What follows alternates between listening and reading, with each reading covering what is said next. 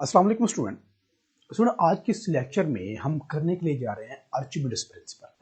आर्चिमिडीज एक साइंटिस्ट, अच्छा इसको ना आर्चिमिडीज भी बोलते हैं, इसको आर्किमिडीज भी बोलते हैं। आप दोनों तरह से इसको प्रोनाउंस कर सकते हैं, आर्किमिडीज भी, आर्किमिडीज प्रिंसिपल, आर्किमिडीज भी और आर्चिमिडीज भी। ओके, आर्किमिडीज प्रिंसिपल ये होता है। आर्किमिडीज एक साइंटिस्ट था, तो इसने ये कहा था कि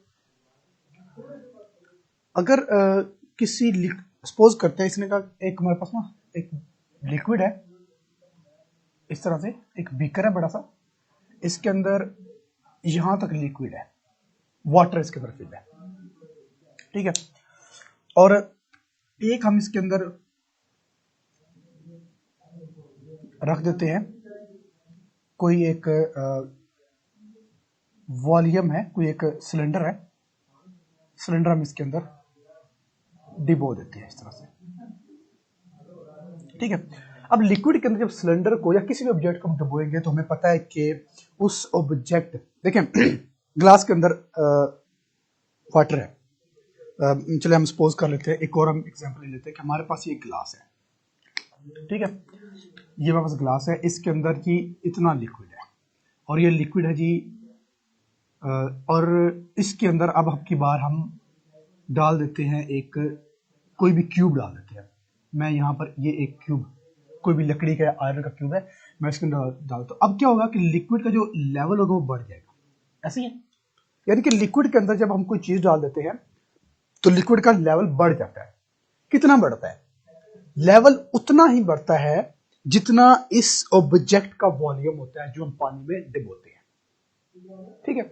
जितना इसका वॉल्यूम होगा ना, उतना, अगर इसका वॉल्यूम सपोज 5 क्यूबिक मीटर है तो 5 क्यूबिक मीटर वाटर जो है वो ऊपर हो जाएगा। क्यों? क्योंकि जितना इसका वॉल्यूम है उतना ही वाटर यहां से डिस्प्लेस होगा, उतना वाटर हट जाएगा, उसकी जगह क्या आएगा, ये क्यूब, और वो जो हटेगा ना वाटर वो लेवल को बढ़ा देगा, ऊपर चला जाएगा, ठीक है। अब आर्किमिडीज ने ये कहा था कि जब हम किसी ऑब्जेक्ट को लिक्विड के अंदर डिबोते हैं, चाहे वो पार्शियली इमर्स करें चाहे टोटली इमर्स करें, जब हम किसी ऑब्जेक्ट को लिक्विड के अंदर डिबोते हैं तो वो जो लिक्विड होता है ना, वो उस ऑब्जेक्ट पर एक फोर्स अप्लाई करता है, इसको बोलते हैं upthrust force. Upthrust force apply करता है, अपथ्रस्ट मतलब ऊपर उठाने वाली फोर्स, जिसको ऊपर लेकर जाएगी। एक फोर्स अप्लाई करता है जिसको अपथ्रस्ट फोर्स का नाम देते हैं। और ये फोर्स होती कितनी है? ये फोर्स उतनी होगी जितना यहां से लिक्विड डिस्प्लेस हुआ था ना। सपोज यहां से 5 लीटर लिक्विड डिस्प्लेस हुआ है। अब 5 लीटर लिक्विड का जितना वेट होगा, अब 5 लीटर है ना, 5 लीटर है, 5 लीटर में मतलब 5 केजी होगा। अब 5 केजी का जितना वेट बनेगा ना, उतनी ही फोर्स लगेगी इस ऑब्जेक्ट को ऊपर उठाने के लिए, अपथ्रस्ट फोर्स, ठीक है। यानी कि जितना लिक्विड डिस्प्लेस हो रहा है ना, यहां से जितना लिक्विड साइड पे होगा, जितना लिक्विड डिस्प्लेस होगा, जिसकी जगह पे ये क्यूब ने हमें, जितना लिक्विड डिस्प्लेस होगा उसके वेट जितना एक फोर्स लगेगी इसी ऑब्जेक्ट को ऊपर उठाने के लिए, उसको नाम देते हैं अपथ्रस्ट फोर्स, ठीक है। बात समझ आ गया तक? चलिए इसको हम करते ना, फिर इसको मजीद क्लियर हो जाएगा आपको। चलिए सपोज करते हैं कि इसका ये है इसका एरिया, ये वाला इसका एरिया है, मैं इसको कहता हूं ये इसका एरिया है, ठीक हो गया।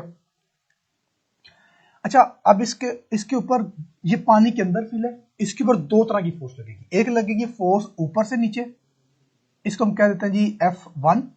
एक फोर्स लगेगी नीचे से ऊपर, इसको हम कह देते हैं जी F2, ठीक है। 2 तरह की फोर्स इसके ऊपर लग रही है। अच्छा, अब इसमें जो हाइट है वो 2 तरह की आ रही है, क्योंकि एक हाइट आएगी ये वाली, जिसको हम कह देंगे ये फोर्स 1 है तो H1 है।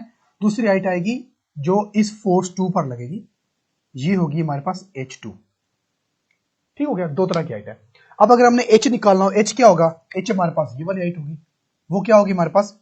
ये होगी हमारे पास H2 minus H1 is equal to H, ऐसी होगा ना। टोटल में से ऊपर वाली निकाल देंगे, बाकी इस सिलेंडर की हाइट बच जाएगी जो कि हमारे पास H होगी। क्लियर हो गया यहाँ तक? अब हमारे पास 2 तरह की फोर्स लग रही है, इसका मतलब है कि 2 तरह के प्रेशर लगेंगे। एक प्रेशर लगेगा ऊपर से नीचे, एक प्रेशर लगेगा नीचे से ऊपर। हमने प्रेशर इन लिक्विड में ये पढ़ा था ना कि हाइट की वजह से प्रेशर जो होता है वो ज्यादा हो जाता है, जो कि हमने फॉर्मूला पढ़ा था अगर याद हो, pressure is equal to rho G H. Pressure in liquid में जितनी हाइट होगी उतना प्रेशर ज्यादा होगा। यहाँ पर दो तरह की हाइट है, एक हाइट है ये वाली F1 और दूसरी हाइट है ये वाली F2। ठीक है, इसका मतलब है दो प्रेशर लगेंगे, एक ऊपर इस पॉइंट पर लगेगा, दूसरा प्रेशर इस पॉइंट पर लगेगा। जो ऊपर वाला होगा वो नीचे दबाएगा, जो नीचे वाला होगा वो ऊपर दबाएगा, वो ऊपर उठाएगा। ठीक है, जो दोनों का डिफरेंस आएगा फिर वो हमारे पास अपस्ट्रीम फोर्स आएगी। यह तो बात समझा रही। चले अब बात करते हैं, एक प्रेशर लगेगा ऊपर से नीचे, यानी कि ये हमारे पास आएगा प्रेशर 1 होगा, प्रेशर 1 और वो होगा रो जी H1 की वजह से। दूसरा प्रेशर होगा H2 की वजह से, जो नीचे से ऊपर होगा, और वो प्रेशर होगा P2 रो जी H2। ठीक है, दो तरह के प्रेशर हो गए हमारे पास। अब चूंकि हमने फोर्स निकालनी है तो फोर्स का फॉर्मूला हम कैसे निकालेंगे? फोर्स का हम प्रेशर से निकालेंगे, P is equal to F by A। तो इसको इधर ले जाए तो बनेगा F is equal to P multiply by A। अब फोर्स में मेरे पास दो तरह की है, एक F1 है, एक F2 है। हम पहले बात करते हैं F1 के लिए। तो F1 के लिए प्रेशर क्या होगा? P1 होगा मल्टीप्लाई बाय A। तो ये आ जाएगा F1 is equal to P1। P1 कितना जी? रो जी H1, रो जी H1 और साथ में A। अब अगर बात करें हम फोर्स 2 की तो आ जाएगा रो जी H2 और A। दो तरह की फोर्स आ रही है, एक वो फोर्स है जो नीचे से ऊपर लग रही है, एक वो फोर्स है जो ऊपर से नीचे लग रही है। ठीक है, अब दोनों का डिफरेंस ले लेते हैं। ज्यादा कौन सी है अब ये बताएं मुझे, ज्यादा कौन सी है? F1 ज्यादा होगी, F2 ज्यादा होगी? चलो जी, आप ये मैं आपसे क्वेश्चन कर रहा हूं स्टूडेंट, बताएं जी ज्यादा फोर्स कौन सी होगी? F1 ज्यादा होगी, F2 ज्यादा होगी? F1 ज्यादा होगी। ठीक है, F1 ज्यादा होगी। क्यों? F1 ज्यादा नहीं होगी, F2 ज्यादा होगी। क्यों? क्योंकि हमने फॉर्मूला पढ़ा है, प्रेशर इन लिक्विड डिपेंड करता है हाइट पर। हाइट जितनी ज्यादा होगी ना, प्रेशर उतना ज्यादा होगा। हाइट जितनी ज्यादा होगी, प्रेशर उतना ज्यादा होगा। तो हाइट ज्यादा कहां पर है? F2 पर ज्यादा हाइट है या F1 पर ज्यादा हाइट है? F2 पर ज्यादा हाइट है। तो इसका मतलब है कि फोर्स 2 जो होगी वो ज्यादा होगी। ठीक है, तो फोर्स 1 कम होगी, फोर्स 2 ज्यादा होगी। तो जब भी हम डिफरेंस लेते हैं तो ज्यादा से कम को माइनस करते हैं। तो ज्यादा हमारे पास होगी F2 माइनस F1। तो F2 हमारे पास है रो जी H2, रो जी H2A माइनस रो जी H1A। ठीक है, तो इसमें जो कॉमन है वो कॉमन ले लेते हैं, रो जी A कॉमन है, पीछे बचेगा H2 माइनस H1। अब H2 माइनस H1 को हमने पहले क्या कहा था? H2 minus H1 is equal to H। इसकी जगह हम पुट कर सकते हैं रो जी H, रो जी A ये, और साथ में देगा H। अब जो रो जी H और A है, ये हमारे पास क्या है? एरिया मल्टीप्लाई हाइट की जगह वॉल्यूम, और ये हमारे पास आ जाएगी up thrust force. Up thrust. ठीक है, अब रो हमारे पास है density of liquid, density of liquid, G is a gravitational acceleration और V is a volume, volume of cylinder. क्योंकि इसमें एरिया हम सिलेंडर का ले रहे हैं, हाइट हम इसमें सिलेंडर की ले रहे हैं, तो वॉल्यूम भी ये सिलेंडर का होगा। अब जो कह रहा है अप थ्रस्ट फोर्स है वो डिपेंड किस पर करती है?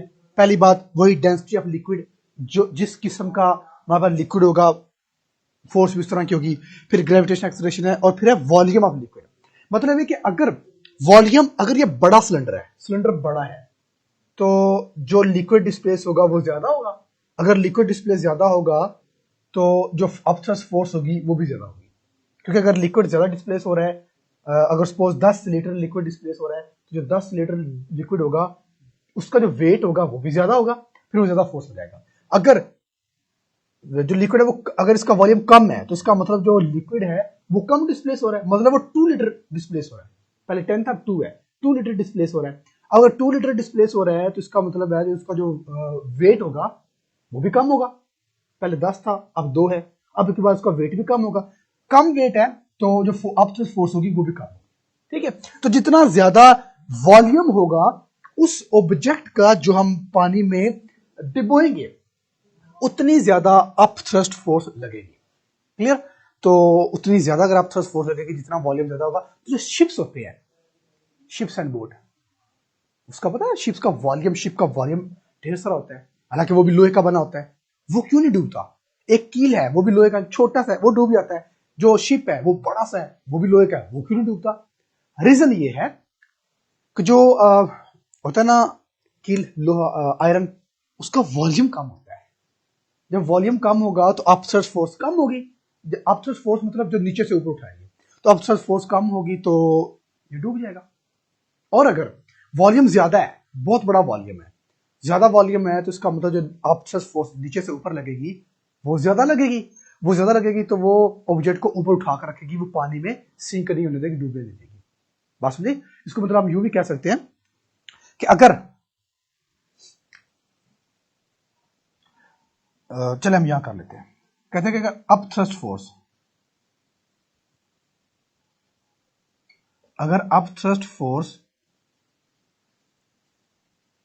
लार्ज है, अगर अप थ्रस्ट फोर्स लार्ज है, तो जो ऑब्जेक्ट होगा वो फ्लोट करेगा। ठीक है, पहला पॉइंट ये है, अगर अप थ्रस्ट फोर्स लार्ज है तो ऑब्जेक्ट फ्लोट करेगा। अगर अप थ्रस्ट फोर्स